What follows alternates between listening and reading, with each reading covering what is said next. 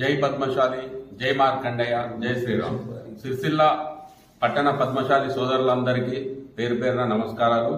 అయ్యా, మనము పద్మశాలి సంఘంలో 200 పెట్టి సభ్యత్వం తీసుకునే సభ్యులకే పరిమితం చేస్తున్నారు. ఇది కేవలం ఒక రాజకీయ డ్రామాగా నడిచింది. కేవలం మన పద్మశాలి ఎన్నికల షెడ్యూల్ ఎప్పుడైతే విడుదలైందో అప్పుడు సిరిసిల్లాకు కేటీఆర్ ఒక రోజు వచ్చి పూర్తి సమయం కేటాయించి పద్మశాలి సంఘం అనేది మన పార్టీ నాయకుల చెప్పు చేతుల్లోనే ఉండే విధంగా ఇక్కడ సిరిసిల్ల బీఆర్ఎస్ నాయకులకు దశ నిర్మాణం చేసిపోయాడు. దానికి అనుకూలంగా సిరిసిల్ల పట్టణంలోని బీఆర్ఎస్ నాయకులు, పద్మశాలి నాయకులు ఒక గ్రూప్ గా ఏర్పడి నామినేషన్లను ఎవరిని వేయనీయకపోవడం, నామినేషన్లు అడ్డుకోవడము, ఇది చాలా దురదృష్టకరము. నామినేషన్ అనేది ప్రతి సభ్యుడు నామినేషన్ వేయడానికి అర్హుడే అన్న సంగతి వీళ్ళు మర్చిపోయారు. కొందరు నాయకులు ఏ విధంగా తయారయ్యారు అంటే ఎలక్షన్ పెట్టడానికి 2 సంవత్సరాల నుండి నేను ఉంటారని అడుగుతున్నాను.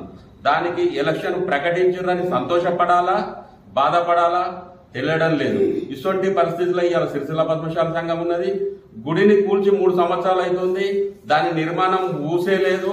కానీ వీళ్లకు పదవులే ముఖ్యం. ఆ పదవులను విడిచిపెట్టాలంటే గుడి మేం కడతాం అనుడే తప్ప గుడి నిర్మాణం గురించి ఎన్నడూ పట్టించుకునేది నాతుడే లేడు. ఇష్టారాజ్యంగా వాళ్ళు మెసులుకుంటారు. ఏ పార్టీ అధికారంలో ఉంటే ఆ పార్టీలకు తొత్తులుగా వ్యవహరిస్తున్న ఈ పద్మశాలి నాయకులకు ఇప్పటికైనా జ్ఞానోదయం కలగాలని మార్కండేయ